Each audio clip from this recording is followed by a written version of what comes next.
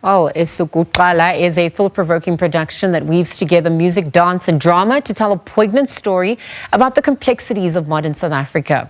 The narrative revolves around a seemingly idyllic Christian family of doctors whose lives are disrupted when their child begins to exhibit strong ancestral inclinations. And as the family grapples with this unexpected turn of events, they are forced to confront the tensions between their suburban lifestyle and their deep-rooted cultural heritage. Now, through this captivating storyline, it invites audiences perhaps to also reflect on the intricate dance between tradition and modernity in contemporary South Africa. Well, for more on this chat, we're going to be joined virtually by Lucky Cele, director and choreographer. Lucky, good morning on that note. Welcome to the show.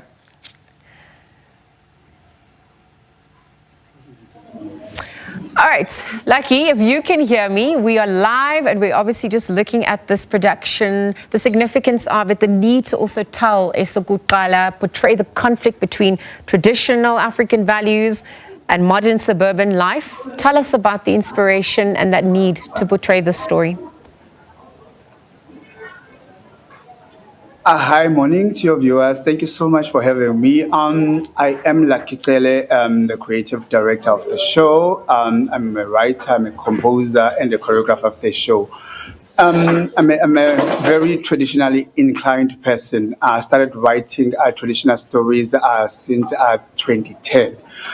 Because I think as young people, as we are growing, there is a notion of forgetting about our past and not being cognizant of the value of who we are as Africans. And also, I think it's because of the indoctrination by Westernization that is forcing us to believe that our culture is not that important, it's not that pivotal. So this was a concern to me for over 10 years now as I'm speaking, and I've been thinking of how to actually, as a writer, make sure that I re-inculcate our culture, rejuvenate our young people, and make sure that I educate them about the importance of culture and the importance of who you are and where you come from as a black child. So that's forced me to write about this because I think we're getting Christianized and we're trying by all means to forget about who we are. So the main vision and the main mission for me to write this production was to make sure that as African, we remain true to our culture,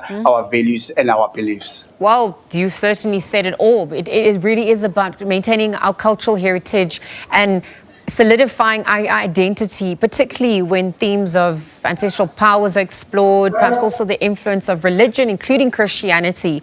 How is this all portrayed through dance, through music, through movement as well? Tell us a little bit more about that drama that's incorporated through the storytelling process.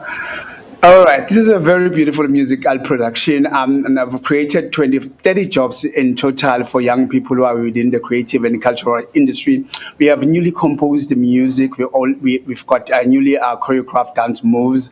There's a lot of acting. We've got beautiful characters. The story itself is very cultivating because it talks about spirituality, the clashes between tradition and Christianity. So I know a lot of people are having questions whether to take the Western way or to remain within the traditional way. So if you have those questions about you, if you don't trust the calling that you have or the spirit that lives within you, this production is an answer to you. You can get all the answers about the tradition and how to Christianity relate to tradition. There's a lot of controversy because the story is told through a very modernized family with a child indoctrinated by ancestral spirits. So it's a very, very controversial story, and I would love people to come and witness it themselves because it's a very beautiful production. Yeah, well, it's an important conversation starter, and it obviously also adds to our agency, but also just questions the constructs that we have subscribed to and the influences as well.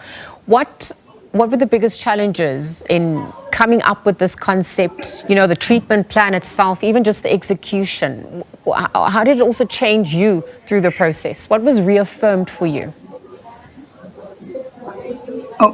The production speaks mostly about spirituality. So I needed to go back and dive into my spiritual realm to understand my values. I'm also a Christian, but who also believes in tradition.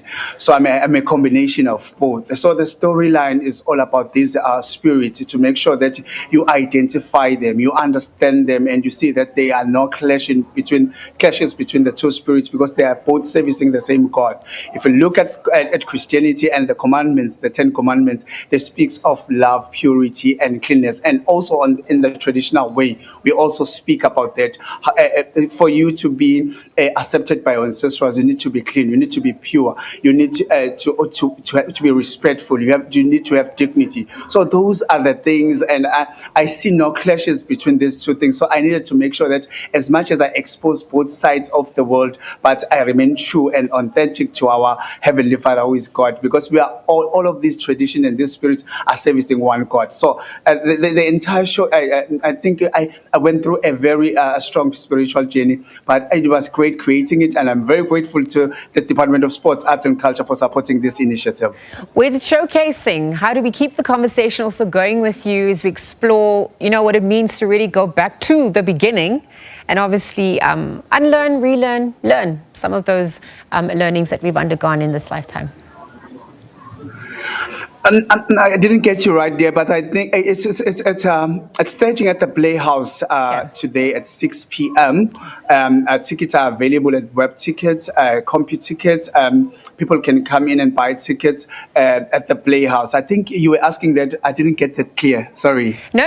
You. That's exactly what I asked. Thank you so much, Lucky. We're going to leave the conversation there. Thank you for sharing your story and for this important work, of course, that speaks to agency, restoration, and representation at large.